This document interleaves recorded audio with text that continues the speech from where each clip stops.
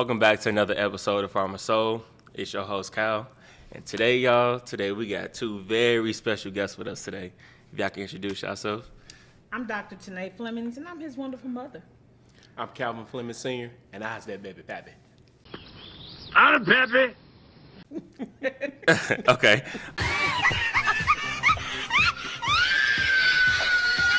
We're going to go ahead and move forward. So we're going to go straight into it with our first question. So for people that don't know, y'all been entrepreneurs all my life, starting your own businesses, doing what y'all do. So what inspired y'all to start your first business, and what does your journey look like? Well, we started our first business way back in 2001 when you were born. Tight. And I graduated from college in 99 with a degree in business and went right into my career and hated it. So after about a year and a half, I resigned. We talked about it. I resigned. We started a childcare business, and we were pregnant with you. And we didn't want you to go to childcare, so I'll just stay home for a few years. We'll start a business and to keep you. And that blossomed from that into here we are almost 25 years later. Okay. You got anything to add to that? That's pretty much your point, except she kept crying here every single day. I hate this job. So I said, quit and stay at home, and let's just start a family and business. Type. He said, I take care of it, baby. I got it. Don't worry about it. Don't worry about it, sweetheart. Don't worry about it, sweetheart. That's black. Kind of something like that with a little more stress. Type. Okay, so what made y'all go into childcare? There's so many businesses y'all could have picked. I know you said you was at home or pregnant with me, but why childcare?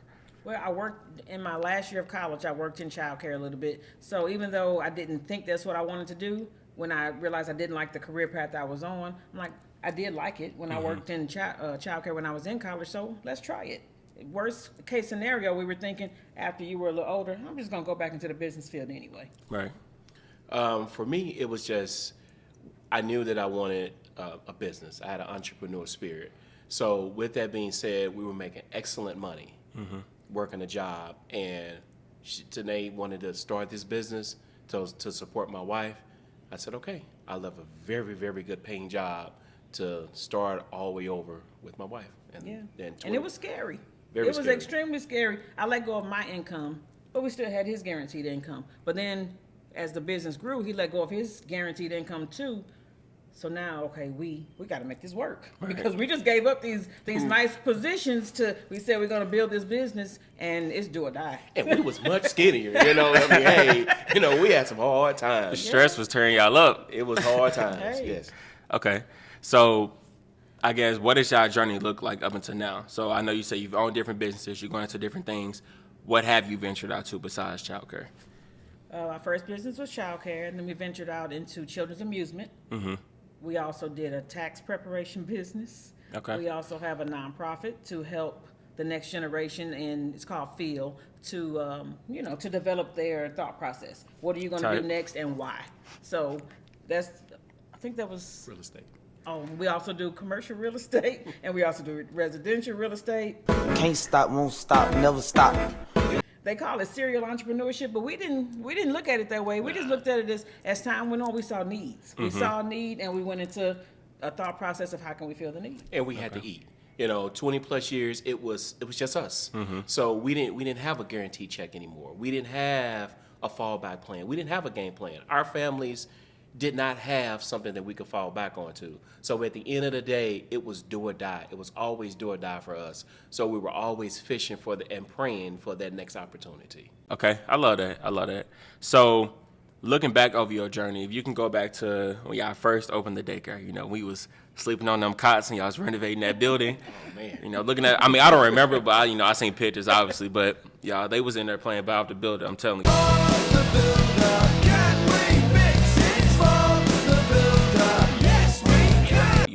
So going back to that moment, or just when y'all thought about starting your own business, is there anything you would do different, or how would you change if you would change anything? Honestly, looking back, I can't say that I would change anything. The grind is what made us who we are now. Buying that commercial property that had to be completely gutted down to the studs, and we didn't have money to pay contractors to do it. We just didn't have it. So that meant working all day at the first day daycare facility, then coming there in the evenings, exhausted, bringing you and your sister, putting you on cots. Hey, we got to make it work. We're laying floor, painting, stuff that we didn't necessarily know how to do, but we figured it out. And then we had Papa, which is Daddy's dad, who came over, who did know construction, but he's older, so there's only so much he could do. So he would instruct, and we would get down on our knees, and we're cutting tile and putting it in. We had to make it work because we only have a certain time frame. We only got this little bucket of money we're working with. Let's do it, because we got to get it done. Yeah, that's about the size of it. This actually brings back memories because we didn't have anything besides a savings that we thought was nice until we stepped over into this building. And this was our first commercial project where we practically paid for the building in cash because we didn't have the necessary equipment to get finance for it. Yeah, and being truthful, banks wouldn't lend to us. Yeah, we had a residential property. Of course, we got a home loan that had excellent credit. But when it comes to business credit and being African Americans and being our property was in a part of the city that they would consider not a good part of the neighborhood. So they're saying, no, you're too big of a risk. We're not going to take that chance on you. So we had to dig deep, like you said, into what we thought was a nice savings that property ate up real fast because we got to buy it. Now we have to renovate it before we ever make a dime off of it. Absolutely. And then let me clarify that it wasn't big cash. This building was in shambles. So it was something that we were able to do when money was different, and we took almost everything we had in order to make this happen. And I was over there day in and day out. I had to gut this building out from brick to brick. I was my own general contractor. We hired an architect. I mean, all this was a learning curve. Every bit of it, bro, was a learning curve. And we made a lot of mistakes, but God brought us through. So at the end of the day, I'm thankful for, as Tanae said a few minutes ago, not to get emotional, but both of my parents, as you know, your grandparents are gone. Papa was a blessing to us. It was Papa that was over there with me day in and day out, making sure that I have no other family was there. It was just us. And that's what brought us through, and that's what taught us to grind and learn and lean to depend on each other, because we knew at the end of the day we had each other, which we had to take care of you at the time, and then also your sister. Right. So it was just us. So a lot of people take that and misunderstand that as, oh, we don't need help. That's not it. You don't understand my backstory. It was just us. Right. Coming from Walnut Park, an inner city community, we didn't have a savings. We didn't have nothing to fall back on. So it was either you get it done or you lose. We didn't have another option. Right. Okay, Bonnie and Clyde, I see y'all. All I need in this life is sin. It's me and my girlfriend. Me and my girlfriend. Down the ride to the very end. It's me and my boyfriend. Me and my boyfriend. That's right. Hey, Give snaps to that. All right, y'all. Check out a few pictures I'm finna put on there for y'all to show the journey of how that building transformed. Every day and every night I pray. Yeah. Lord, help me find a way. Help me find my way, to stay strong and to keep my sanity, so I can provide for myself and for my family. I'm so glad they believe in me, 'cause the love it gives me energy. See, the love it gives me energy. So as y'all see, that building is like night and day. Y'all really did y'all thing with that. So clap it up for y'all. All right, so spending over 20 years, in childcare or in early education, how has that influenced your perspective on education, and how do you, contribute to the field as a whole? Well, like I said, my undergrad was in business, but once we got over into childcare heavy, I'm that person who I want to know what I'm doing. I want to get a deep understanding. So I went and got a master's in early childhood and then a doctorate in educational leadership, because this is who we are, and we're going to build upon this. So looking at 2001 when we started, and then as the years transformed and we saw the children developing and we saw the trends, and then we saw the devastation in our neighborhoods. Destruction. The destruction and the devastation is, and we worked with an underserved market the whole time. So my perspective on education is vital. It's your opportunity to go from here to here. It's not the only way, but it is definitely a good stepping ground to go to take you to. I don't want to repeat the way I grew up. I don't want to have that same result. So let's do something different. This is your opportunity. And so many people in our communities don't take that opportunity. Right. Absolutely.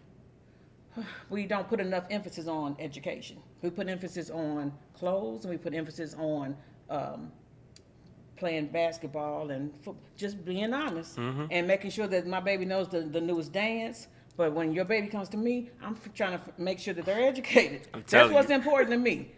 Because I know what that can do for their lives. They think their name's Stinkabutt. Yeah. That's not No, their baby's name. I don't think their name, like- their name ain't Stinkabutt. How old are you? Blue. Red. We're laughing, but it's a sad reality. Yes. It really is a sad reality. So, you know. Telling you, like these iPad kids, they fighting for their life. I'm telling you, Yes. because they I are hate absolutely. to see that where they can't go anywhere without technology. Yeah. Come on, we can do better than that. We're better than that as a people. Yeah, me and my classmates was just talking about that on Friday in class. So we were saying that when we were kids, we used to go outside, ride bikes. I used to get hurt all the time with my cousins, Yes, you all did. the time. A lot. All the time. Stay bleeding, stay hurt. Always. Got burnt by fireworks, the whole deal.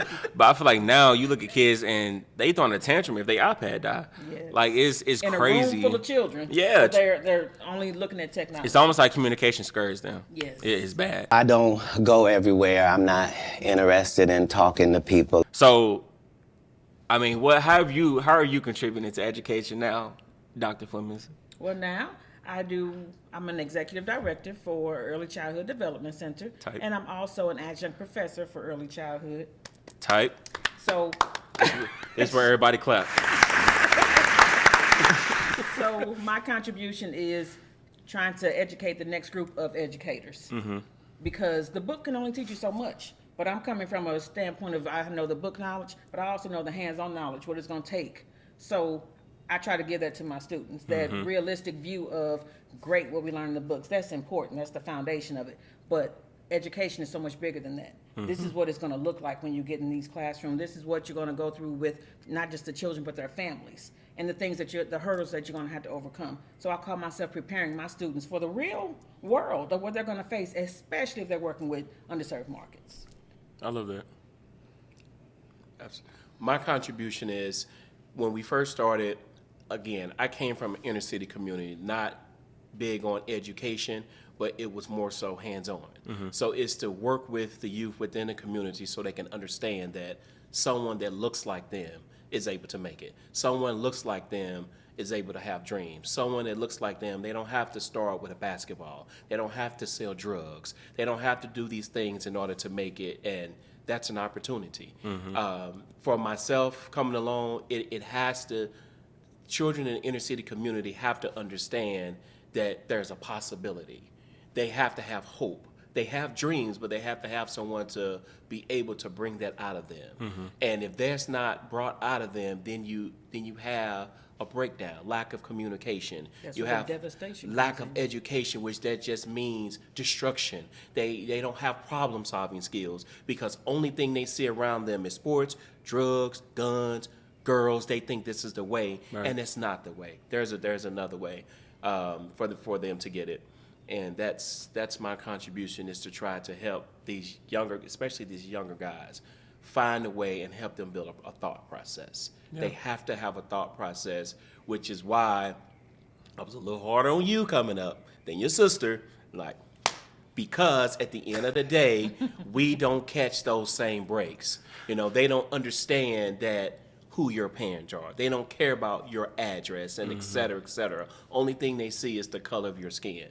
And in some cases, we barely get one opportunity. Yeah. So you better make the best of it and take your best shot at all given times to give yourself a winning hand. Yes, I completely agree with that.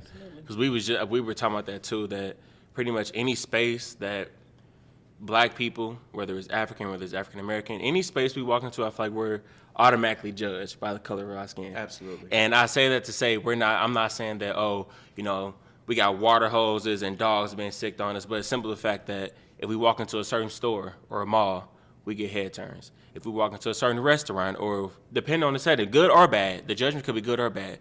But I feel like we can never take this off, and we always have to code switch. We always have to adjust to our environment, but our environment never has to adjust to us. If that makes sense. That makes perfect sense, and I totally agree. But I always try to figure out a way to flip that trajectory of, I can't change that. You're going to stare at me sometimes. Sometimes I'm going to get followed in the store. Sometimes I'm going to get things projected on me just because of who I am and the way I look. However, me being me, I'm going to overcome that. I have to figure out a way to overcome that, because they're not going to change their attitude. But I can overcome it because that's what we've been made to do. We've been made to be overcomers.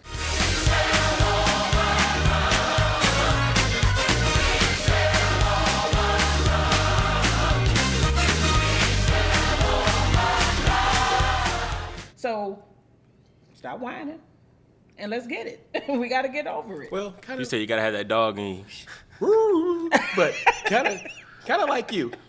When we first moved to the suburb, we took our time and wanted to find what we thought was a perfect spot for you and your sister. So once Mom and I got to a certain point, it's like, okay, now is the time for us to make that move. And a lot of people, it wasn't for you. It was for me and my family. Type. However, speaking of code switch, not too much though. when we first moved to the suburbs, you was coming home, hey father, hey mother, and instantly we let you have it. Me? Oh yes, you, my brother. So we let you have it, and then instantly it was like, man, don't bring that in my house. Say it again, I'm gonna beat you with a bat. Do not bring that in this house. Okay. Be quiet, but everybody be quiet. That's what is wrong with you. But you're not. Stop it!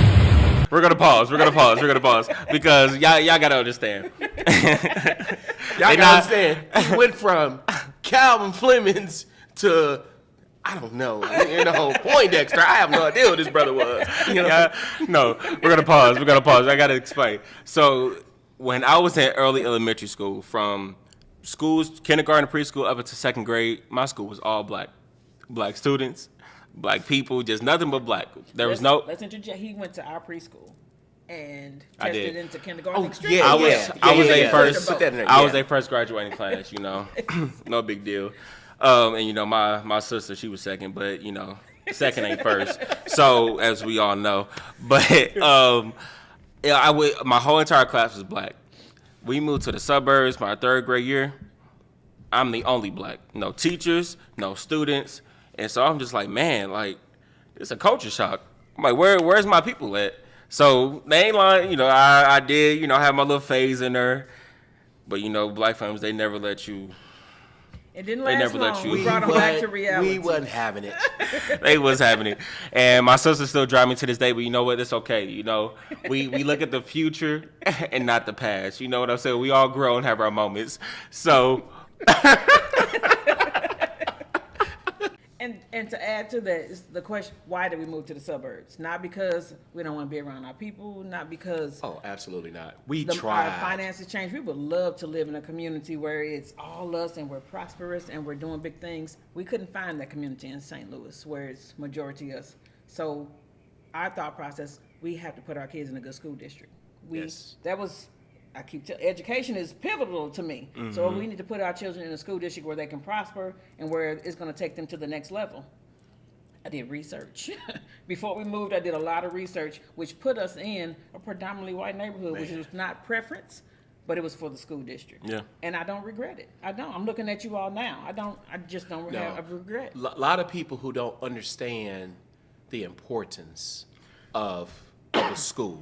They don't understand the importance of community. So we had to make a decision of what's important to us. And education was so important.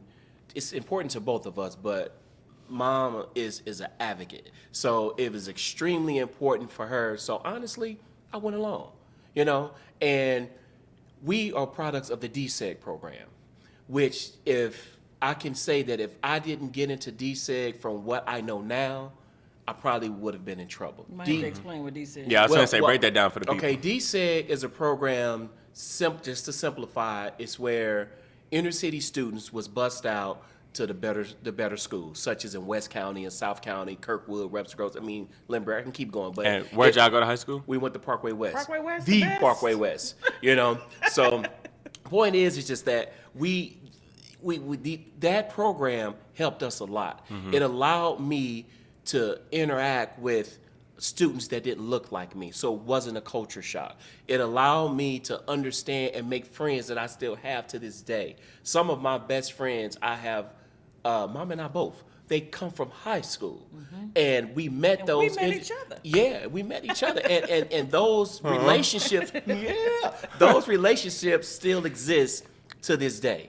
So we're thankful for that. But going back to the Mama actually looked up tons of schools before we made the decision to move, and then we looked at property, and that helped us come to our decision because it wasn't easy. It wasn't an easy decision, and again, being coming from the inner city, it took me, to be honest, it took me a while to get adjusted to suburb living because I'm used to ambulance.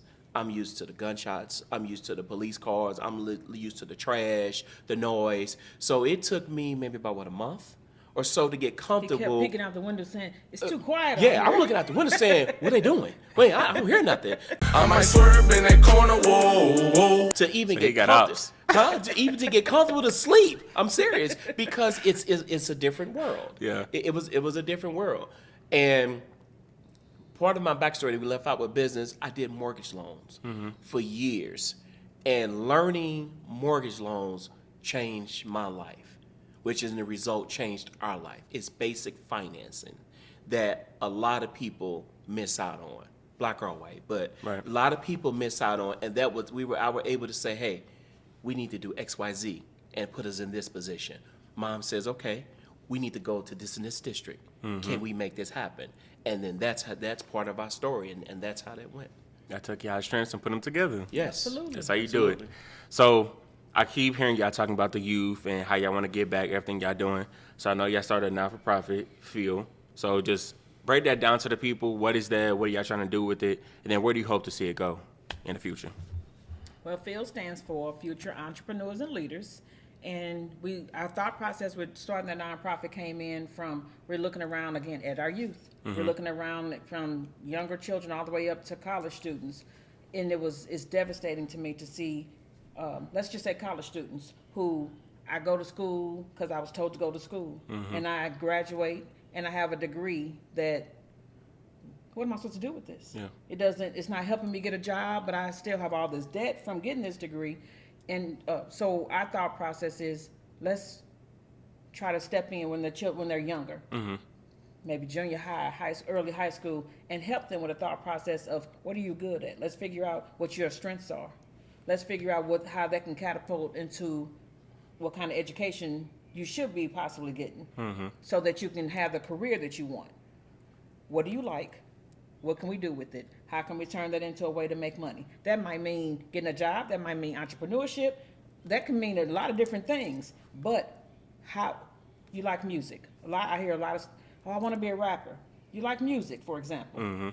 Okay, there's nothing wrong with that. But successful rappers are few and far between. And I'm not saying ignore your dream. Right. But maybe if we're going to go to college, then let's get and you're going to use music as your catapult, then why not get a degree in education where I can go, even if I don't become this successful rapper, I can teach music and still do my thing on the side, Craft, but yeah. I have a career and something that I like to do. I mean, you can feed yourself. Exactly. I got to be able to feed myself until I Yeah. become this rapper. Because there's nothing wrong with that. But in the meantime, I started a career that if that doesn't completely take off, I still do something that I love. Right. And I'm bringing on the next generation. That's Right. just an example, but helping people think of create a thought process that is so valuable, because a lot of parents, they want the best for their children, but that doesn't mean I necessarily know what to tell them Right. or how to guide them. So why can't we help them? Why can't we guide them? Because each one teach one. We Now, gotta help. now, that's not saying that our way is the only way. That's not saying that our way is right. Our way worked for you and your sister. However, even some of the most educated parents to some of the parents that are not so educated, we have learned in business, you'll be surprised how many people don't know. They picture can look so pretty from the outside. They can have this and that, and they can have this much education, or they can lack education, and they can live in poor neighborhoods. And you'd be surprised how many people they just don't know.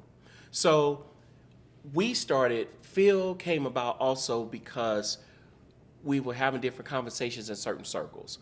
And we were taking a lot of our own money and feeding this out without having a nonprofit, for example, or starting something. We were just dishing it out and just trying to be nice guys. Our first event you and your sister were a part of, we gave out scholarships. That wasn't through an organization. That was out of the Fleming's budget. That was out of our household. And we kept doing this, and it wasn't cheap. Right. So again, certain circles say, hey, you don't have to do that. Do it this way.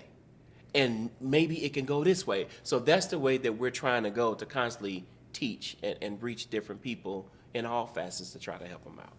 Right. And I think the second part of your question was, where do we see it going? We would love for it to grow. Right now, we can touch this many people. We would love for it to grow where we touch more, because let's take a look around at what's going on in our society. It's a need. There's a great need to help people think of to create a thought process. Again, this might not even have anything to do with college. You might not go, just because we're saying help create a thought process, it doesn't mean that your path is going to be college. But a thought process is helping you think out steps. What are the problem solve, what now? critical thinking? Yes. What next, and how do I get there? A thought process hopefully prevents you from, I'm having a bad day and I spaz out and I hurt somebody because I didn't have a thought process of what is that going to result in? A worse day. Because now you're possibly going to prison. Right. A thought process is essential no matter what facet of life you're going into. You have to have a thought process to get there. Yeah.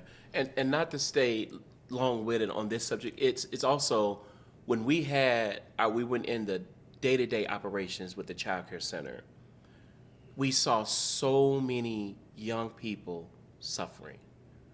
And it's like, what can we do to help? Over 20 years in the day-to-day operations, we served thousands of families. We had a 100+ kids center that we did for 20 years. Do the math. That's just as simple. Okay, and and we ran a big latchkey program that you and your sister were a part of. So at the end of the day, it's all this constant, and it's like, what can we do to do more? We started out as a little bitty home daycare. 10 kids. 10 kids.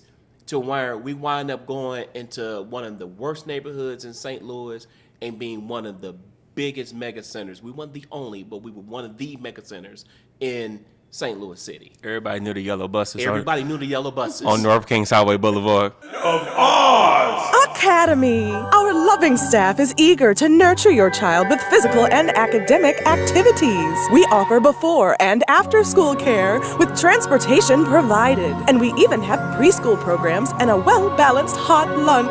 So ease on down the road to 1176 Kings Highway and enroll your 6-week to 12-year-old today.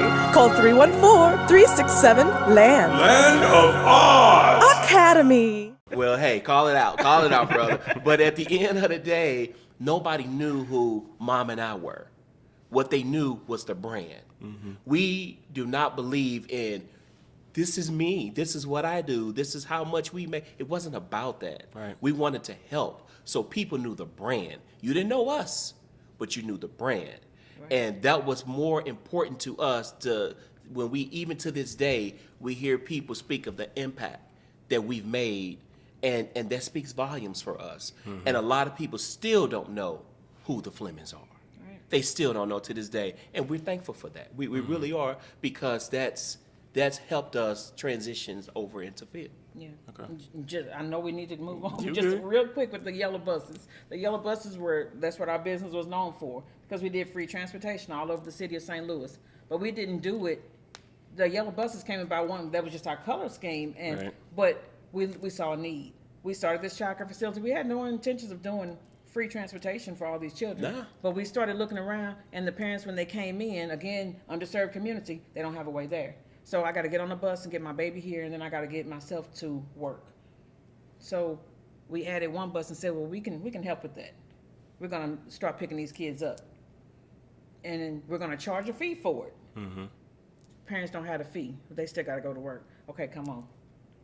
And that developed from that into 5 buses doing completely free transportation out of our profit. Yes, absolutely. But my community needs this because they don't have a way. Majority did not have a way to get their kids here, so they can't go to work. They can't go to school to better themselves. So yeah, this what we started off here, it blossomed into something bigger that wasn't necessarily our intention, but it was a need. So, But that sacrifice for profit allowed you to impact lives. Oh, though. absolutely. So it wasn't a sacrifice; it was a blessing in disguise. It was a blessing in disguise that we didn't even realize. That we didn't even realize because we're not going to get into those as podcasts. But if people knew the numbers that it costs to run that operation alone, just transportation, just the gas and the maintenance, and we had 6 drivers at one point, 6, and we were doing it all for free, absolutely for free, absolutely for free. So things like that, we personally take on behind the scenes. It's unmatched. We didn't charge a dime for it. It's on record. Ron Sailor, it's on record. We didn't 6 buses we ran at one point and didn't charge a dime to do it. And unless it was just a blessing that we were able to figure that out. Yes, that we were able to figure that out. So like I said earlier, a lot of people don't know the backstory. So when it comes in that, why didn't you ask, or why didn't you say this, or why didn't you do that? Because God put us in a position to say, I want you to do it this way. And we were put in the position to where we had no choice but to do it this way. Now, outside looking in, people think it's one way. I'm not responsible for that. When he speaks, we had to do it this way. And at the time, our church family was different things that would come across the pulpit or different members. It stuck with us, and we had to do it that way because the church was set up on trying to help people. Obedience takes you so far. Yes, obedience takes you a lot of ways. It takes you a lot of ways, and you weren't so obedient as a child, but we're gonna get into that a little later, just a little later. You know, don't move tell too myself quick. on camera, but you wasn't obedient as a child all the time. Like people think, Calvin's just a good kid. Calvin had to learn today. You know, y'all, they not lying again. Since you got your degree and you know everything. It's a little too hot in here. Okay, so, moving right along, y'all gave us a lot of pros and cons with being entrepreneurs, all the different battles that y'all face. So what's some advice that you would give young entrepreneurs, or just, it could be young, old, but anybody just looking to start a business and they're new to the entire realm of entrepreneurship? My biggest piece of advice is if you don't want to work harder than you will ever work for somebody else's job, then don't be an entrepreneur. Because there is no necessary clock in, clock out. I'm doing 40 hours and I'm done. This is mine. So when somebody else doesn't show up, I have to do what I'm supposed to do and what they're supposed to do. And I have so much pride in this that I want it to be done to a certain level. So that means instead of 40 hours, sometimes I worked 80 hours. Sometimes he worked 100 hours. Sometimes it didn't matter because it had to be done. And our people get paid first. Right. So sometimes, especially in the beginning, you might be short as an entrepreneur. Well, you're going to be short. Yes, people have this concept of entrepreneurship that I'm out at brunch and I'm somebody else doing the work and it better get done. Give me a second. I just got to make a call real quick. Yes, it is, especially not in the beginning. That's not it. That's not what entrepreneurship is. Now, did we get to that point?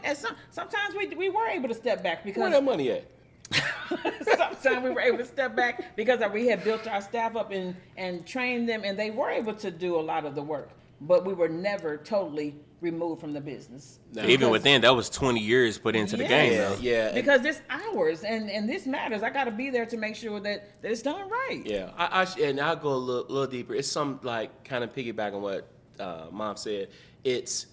There were times to where early on, we didn't get a check. We paid our people first, and we paid our bills first, and we looked at each other and said, now what? So only thing we had was savings, a little bit of savings left, and a little prayer. A lot of prayer. At this point, maybe a credit card, and that's how we made it. And then once the business was built, we said, oh, and it was built, and we learned to give the church something. If it wasn't a church, we learned to help somebody else. And then we learned to put a little bit to the side. And then we learned to control our spending and continue to take care of our family. So entrepreneurship, I would tell people, it's not the road for the weak. Again, over 20 years in this business, Mama and I, there was no other paycheck. It was herself and me. That's it. It was the two of us. That's it. It was no other paycheck. Some people have entrepreneurship and Mama or Daddy has a job, you know, and that's not knocking that way. But I'm saying for our way, it's absolutely true for us. Not speaking on anyone else, it was true entrepreneurship. There was no other income. We had to create that income or it was nothing. And again, it's like you said, it's some days, some weeks you're going to work day in and day out. There are no off days. Y'all experienced it. Hey, somebody hit the bus. So we had to replace that. Hey, y'all experienced it. Your building's on fire. So we had to rush over there and find out what's wrong with the fire. Hey, somebody broke into your building. Those are stressful moments, but we had to keep going. We had to lean and depend on each other. And the Lord. And the Lord, well, he's always first. Lord God is always first. But we had to learn and kernel-wise lean and depend on each other to get to that next step. And a lot of times it was, you don't hear me say much, but it was a lot of days where we were weak. It was a lot of times where we shed a tear with each other. We were hungry, so we had to wait until all that was done in order for us to get ours at the end. That was entrepreneurship meant to us. So if you're not willing to dig in and do that, again, this is not for the weak. You need to rethink. Yes. And your business, once you build it, if you're, I would say building it correctly, it does get to the point where the money's good. The building is, I mean, not the building, the business is running more self-sufficiently. And then the table gets knocked from underneath you and 3 of my staff people just quit on me. Because so now we got to make sure we do this. Or I had a staff person steal from me. Even though I had all these processes in place. That's now not funny. We got to change. That's not funny.